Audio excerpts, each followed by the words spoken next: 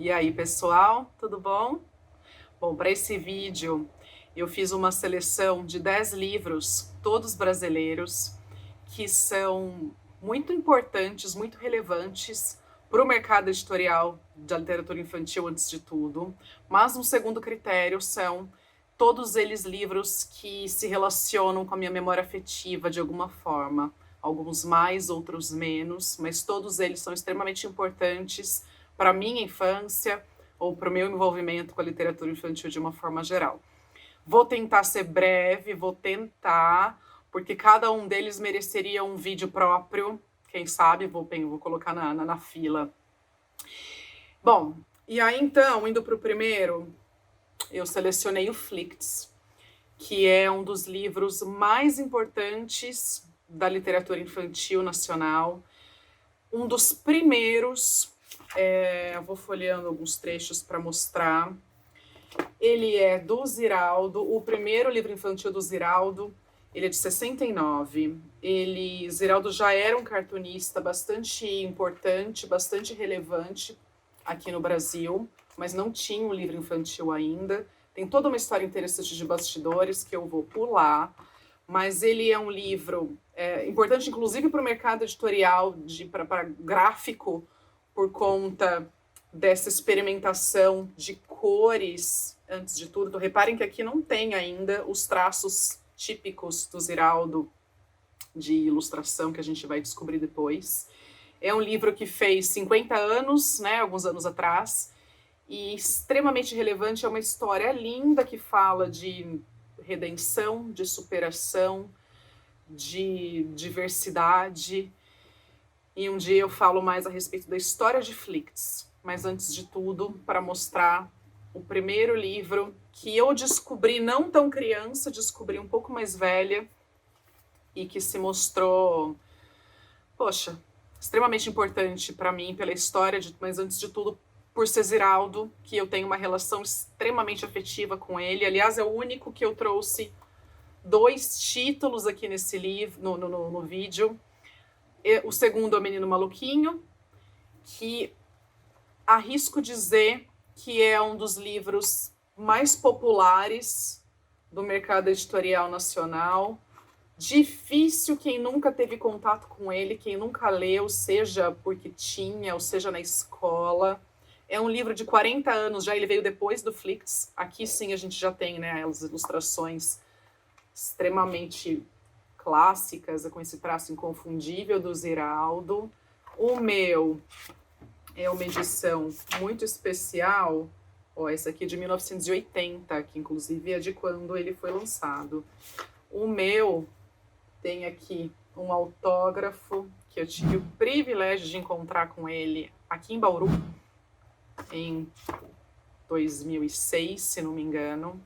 E Menino Maluquinho é uma história que todo mundo conhece, é uma história sobre infância, sobre criança feliz, sobre criança que faz traquinagens, mas ao mesmo tempo de uma infância saudável.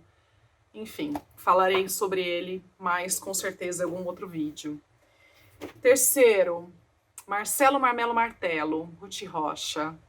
Talvez o que para mim tenha marcado mais a minha infância. É um livro que tem 3 histórias, na verdade, Terezinha e Gabriela e O Dono da Bola, mas o que mais me marcava era o do título, Marcelo Marmelo Martelo.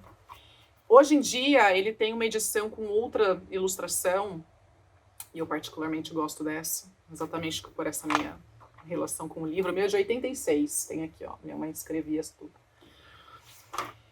E, poxa vida, ó, as ilustrações desse livro. É uma história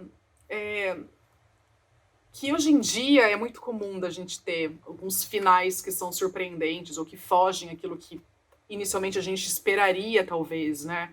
A gente às vezes tinha aquele vício de livros de antigamente que traziam sempre uma moralzinha, um bom ensinamento, politicamente correto. E essa historinha, ao final, ela tem uma espécie de estranhamento para quem lê pela primeira vez, porque, em resumo, o Marcelo é um menino que começa a falar, a inventar palavras, o seu próprio vocabulário, porque ele encasqueta que as coisas tinham que ter o nome que ele queria que tivesse. E em algum momento acontece uma tragédia, ninguém se entende, porque ele só fala na língua que ele inventou. E aí, ao final, os pais, ao invés de falar, não, você tem que falar certo e tal, passam a falar como ele. Enfim, é uma história linda. Ruth Rocha, extremamente relevante, importante, das principais autoras da literatura infantil nacional. Bom, a Arca de Noé. A Arca de Noé, Vinícius de Moraes.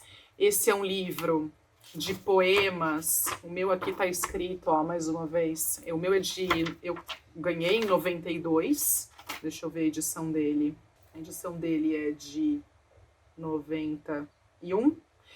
Mas é um livro da década de 70, né? Ele foi escrito por Vinícius de Moraes para os filhos. Ele fala principalmente sobre animais, poeminhas simples, histórias de animais. E eu tô para dizer para vocês que, para mim, mais do que o livro e os poemas, o disco me marcou muito, né? Então eu tenho uma relação com o livro, com as historinhas, mas principalmente musicados, que foram lá na década de 80, depois que o Vinícius conhece o Toquinho, e eles resolvem musicar esses poemas. É um estouro, enfim, tem toda uma história para contar também sobre isso. Vou fazer um vídeo só sobre a Arca de Noé. E existe esse outro livro também, mais recente, maior, mais bem trabalhado nas ilustrações, do Nelson Cruz, que é extremamente importante, ilustrador nacional. E ele vai trazer uma outra proposta de ilustração para os poeminhas, mas é um livro que também inaugura um pouco, junto com Flicts, mas ele é também importante dos primórdios do mercado editorial de livros infantis aqui no Brasil. Bom, mais um. A Bruxinha Atrapalhada, Eva Furnari, também das minhas favoritas. Esse livro eu não encontrei mais nessa edição, dessa forma. Nessa edição que eu digo, com essas historinhas, né? A Bruxinha Atrapalhada é um dos personagens mais conhecidos da Eva Furnari, um dos primeiros. Mas esse livro talvez a gente encontre em sebo. Porém, ela depois foi dar as graças em outros livros. Esse é o meu preferido. Eles são pequenas histórias sem texto. Eva Furnari, ela é rainha de fazer narrativas apenas com as ilustrações, que eu particularmente acho que é onde ela é melhor. Ela tem muitos outros livros, dezenas deles, inclusive com texto, ela escreve e tudo mais. Mas, para mim, eu gosto muito de livros narrativos, livros-imagem, como a gente fala, mas livros narrativos apenas a partir das ilustrações, e ela é simplesmente maravilhosa nisso. Mais um, Chapeuzinho Amarelo, Chico Buarque, nessa edição em parceria com o Ziraldo nas ilustrações, mas uma edição mais antiga trazia outras ilustrações, não é Ziraldo desde o início. E olha, eu conheci Chapeuzinho Amarelo mais velha, se não me engano eu já estava na faculdade, não foi um livro da minha infância, mas foi um livro que me marcou absurdamente. Esse aqui, a minha filha que ganhou mais recentemente, mas para mim é uma história tão gostosa de ler, é um texto rimado, é um texto de uma releitura de Chapeuzinho Vermelho, mas ela é amarelo de medo, ela é uma menina que tinha medo de absolutamente tudo, principalmente do lobo, até que um dia ela encontra com o tal do lobo. E Chico Buarque é sensacional para relatar, para mim, a principal parte do livro, quando ela, aquele medo do lobo, vai ficando o medo do lobo, ele vai diminuindo, ele conta no texto essa relação que o medo diminui, é demais. Clássico também, muita gente conhece. Ida e Volta, de Juarez Machado, assim como eu falei de Eva Furnari, que é muito maestra na arte de fazer narrativas apenas com texto, Juarez Machado também é. Esse é um livro premiado, um livro da década de 70, e ele traz logo a partir da capa a narrativa que vai ao longo do livro contando um dia, né, a rotina de um personagem. E aí acontecem algumas coisas, ele encerra aqui na contracapa e a história entra num looping que é muito legal. Minha filha, quando teve contato para as primeiras vezes, ela ficava procurando, mas cadê o moço? É muito legal, é um livro que dá um outro tipo de experiência para as crianças nessa questão de não ter o personagem para a gente enxergar, e é muito gostoso de deixar as crianças folhearem por conta, né, sozinhas. Gosto muito do Juarez Machado. Bom, vou ler a língua aqui para falar. Os Saltimbancos, Chico Buarque, de novo, em parceria com o Ziraldo. Eu confesso que, apesar da importância de conhecer a importância de Saltimbancos também para a literatura infantil nacional, o livro não foi tão presente na minha infância. Eu acho que talvez eu tivesse conhecido mais pelas músicas, pelos Trapalhões e pelo musical, do que necessariamente pelo livro. Mas ele é um livro que marcou muita gente. Esse aqui é um livro ilustrado pelo Ziraldo, como eu comentei. E ele é uma peça, ele é um teatro, né? Então ele vai apresentar os personagens, os animais, e aí eles vão lá fazer uma revolução. É um livro muito importante também para a trajetória da literatura infantil ilustrada brasileira. Bom, Monteiro Lobato. Não podia deixar de citar. Mais uma vez, eu fui sim leitora de Monteiro Lobato quando criança. Essa aqui era uma coleção que eu tinha, não tinha inteira, mas eram diversos volumes, uma edição muito bonita, capa dura, da editora Brasiliense. É muito bonito, as ilustrações também muito bonitas.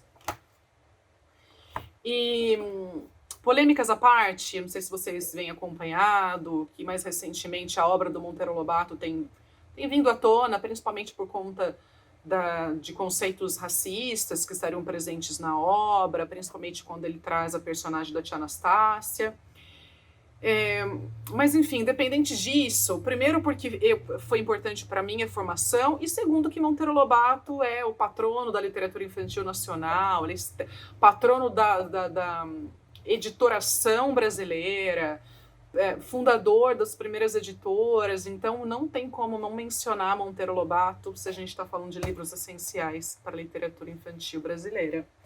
E, por fim, um livro que pode até não ser tão relevante assim para o mercado editorial, mas para a minha trajetória, para a minha vida, ali é dos principais. Deixei por último porque ele é um livro que não se encontra mais. Talvez em sebos, para quem se interessar.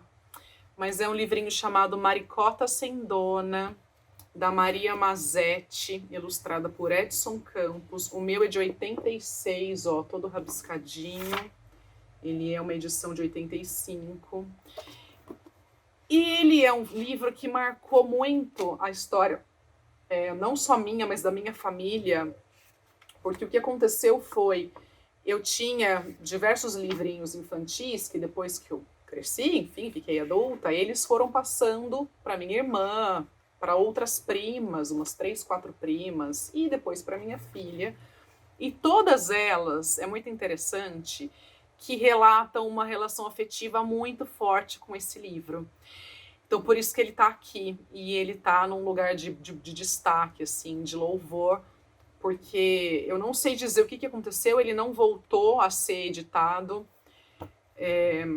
mas ele é uma história muito bonitinha de uma bonequinha que não era comprada na loja que ela era vendida e tal, e ela resolve sair em busca de uma menina que a quisesse. Ela faz um bilhetinho, fala, não tenho dona, você me quer? E eu acho que as meninas, principalmente, se compadecem dessa bonequinha, se envolvem com essa história. Ao final, já dando um spoiler aí, ela encontra uma menininha que a quer, que não tinha brinquedos. É uma história muito bonita. Então fica aqui Maricota Sem Dona também como última posição, não por ser menos importante, mas por ter esse espacinho reservado aqui no meu coração.